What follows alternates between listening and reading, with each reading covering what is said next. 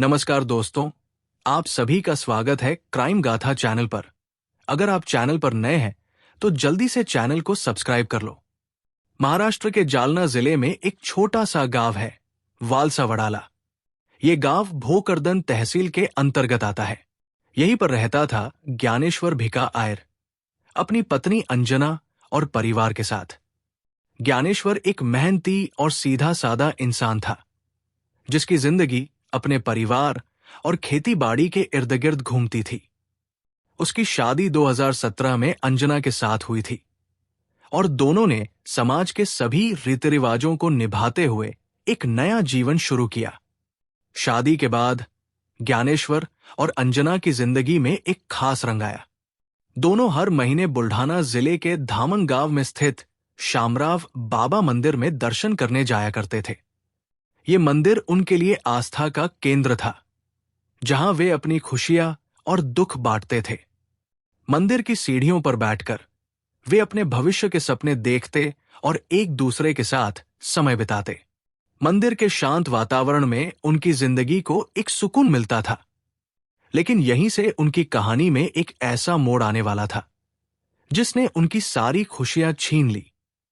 मंदिर में बार बार आने जाने के दौरान उनकी मुलाकात गणेश दामोदर लोखंडे से हुई। गणेश, जो खुद को महाराज कहता था, लंबी दाढ़ी और रहस्यमयी व्यक्तित्व वाला व्यक्ति था।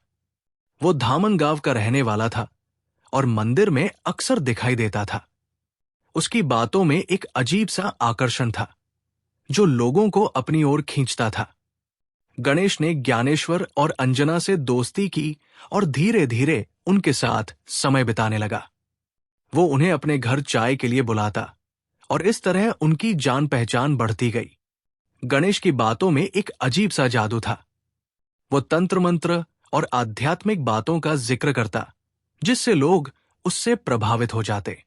ज्ञानेश्वर और अंजना, जो सीधे सादे लोग थे, शुरू में उसकी बातों को सामान्य दोस्ती का हिस्सा समझते थे।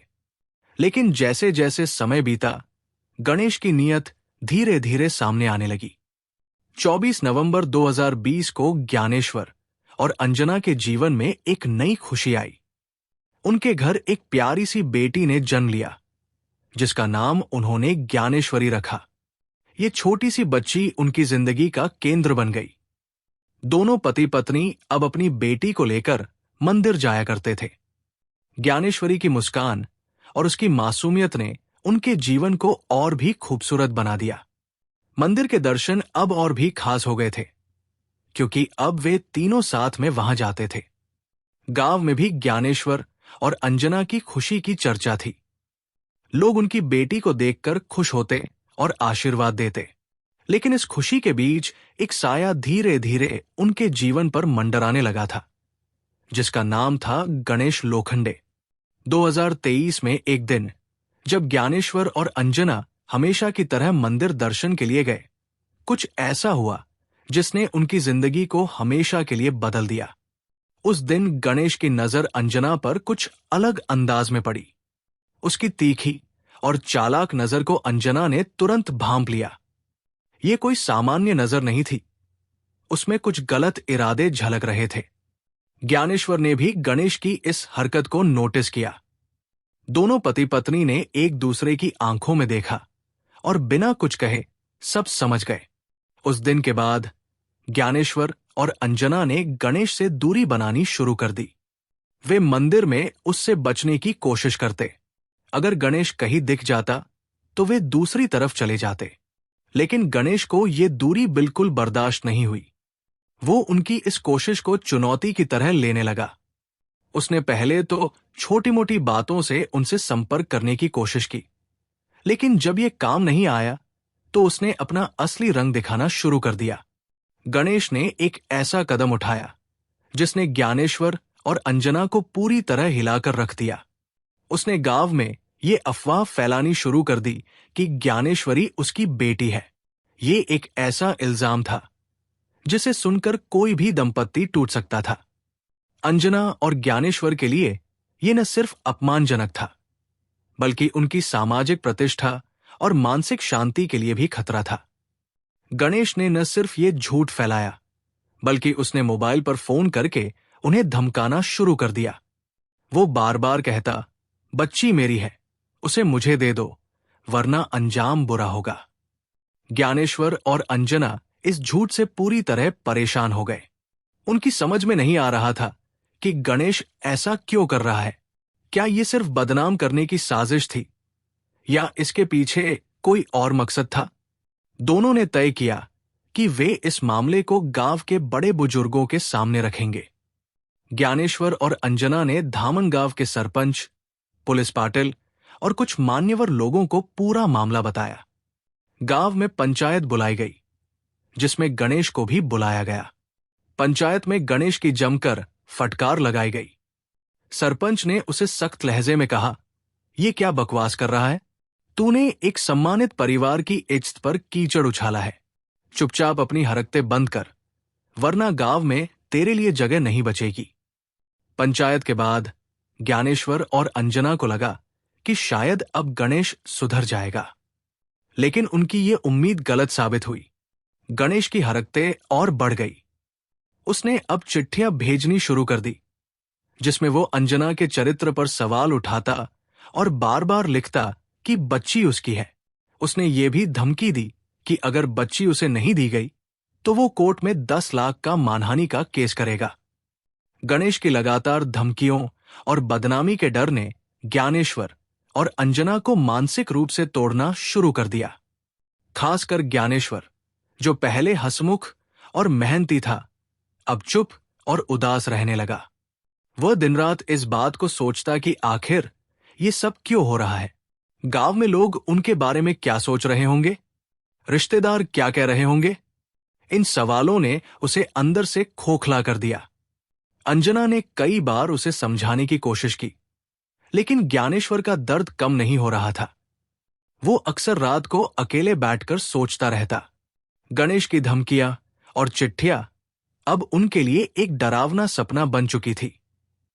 ज्ञानेश्वर ने भोकरदन पुलिस थाने में गणेश के खिलाफ शिकायत दर्ज करवाई, लेकिन इससे भी कोई खास फर्क नहीं पड़ा।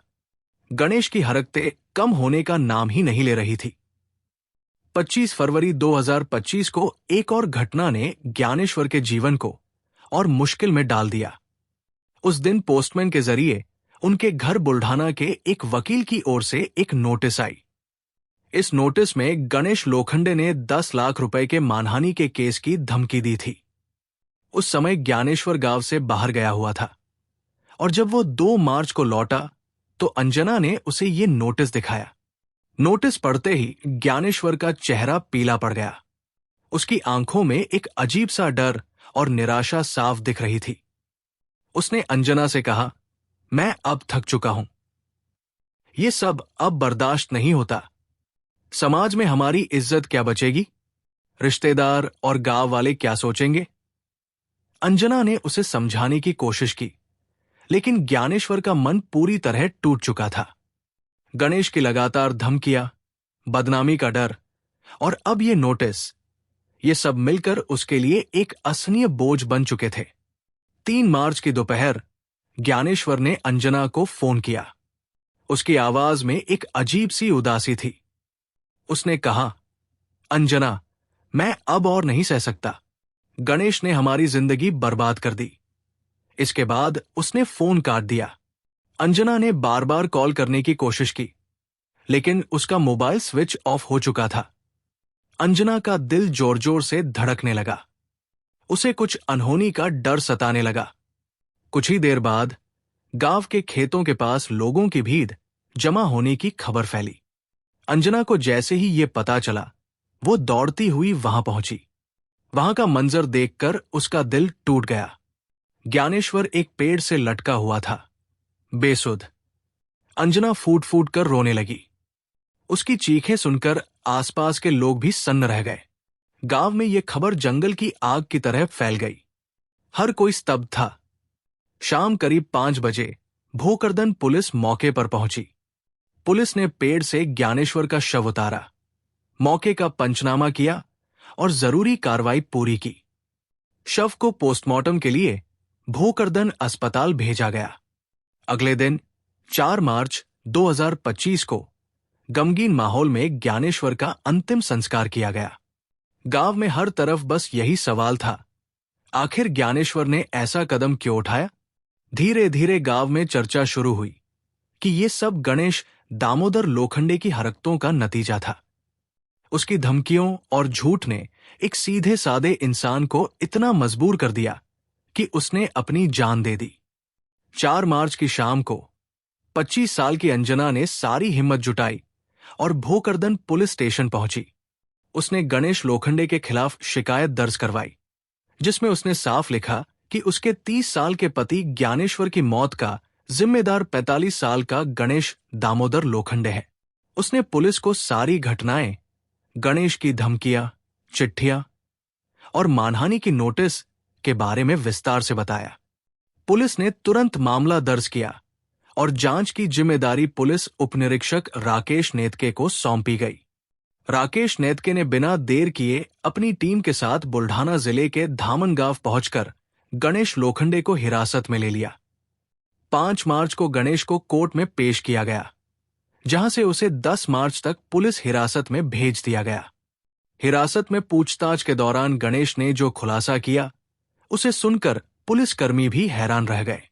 गणेश लोखंडे तंत्र मंत्र और जादू टोने में गहरी आस्था रखने वाला व्यक्ति था। वो धामनगांव में अपनी पत्नी और जवान बेटे के साथ खेत में बने एक छोटे से घर में रहता था। लेकिन उसकी जिंदगी में एक ऐसा मोड़ आया जिसने उसे एक खतरनाक रास्ते पर धकेल दिया। गणेश को किसी ने बताया कि धामनगांव में एक पुराना टूटा फूटा घर है जो कई सालों से बंद पड़ा है। अफवाह थी कि उस घर में गुप्त खजाना दबा हुआ है। लालच में अंधा होकर गणेश ने करीब 1 लाख रुपए देकर वो घर खरीद लिया। उसने तंत्र मंत्र की किताबों का सहारा लिया और नींबू, धागे और अन्य टोटकों के जरिए ये तय किया कि खजाना घर के एक खास कोने में दबा है।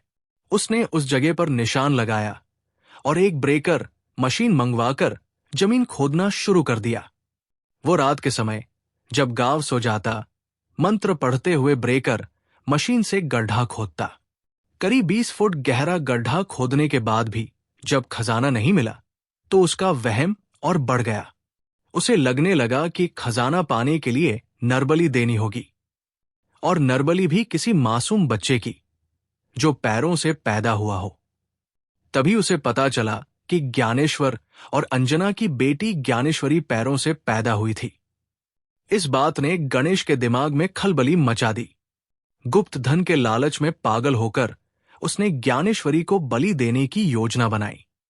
उसने खुद को महाराज बताकर लोगों के बीच अपनी छवि बनाई थी ताकि कोई उस पर शक न करे।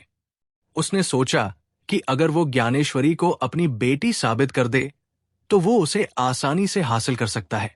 इसके लिए उसने झूठ फैलाया, धमकियां दी और ज्ञानेश्वर और अंजना पर मानसिक दबाव डाला। उसने चिट्ठियां भेजी, फोन पर धमकाया और यहां तक कि वकील के जरिए नोटिस भी भिजवाया। गणेश का मकसद था कि दबाव में आकर ज्ञानेश्वर और अंजना टूट जाएं और वो उनकी बेटी को हासिल कर ले। वो ज्ञानेश्वरी को उस गड्ढे में बलि देना चाहता था जहां उसने खजाना खोजने के लिए खुदाई की थी। लेकिन उसकी ये खौफनाक साजिश पूरी नहीं हो सकी। राकेश नेतके और उनकी टीम ने गणेश की हरकतों का पर्दाफाश किया। पूछताछ में गणेश ने अपना गुनाह कबूल कर लिया।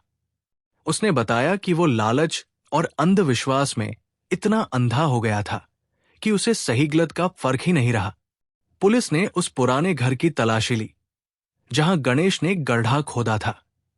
वहां उन्हें टोटकों के सामान, नींबू, धागे और तंत्र मंत्र की किताबें मिली। गणेश की साजिश का खुलासा होने के बाद उसे जेल भेज दिया गया। गणेश को सजा तो मिली, लेकिन ज्ञानेश्वर की जिंदगी वापस नहीं आ सकती थी।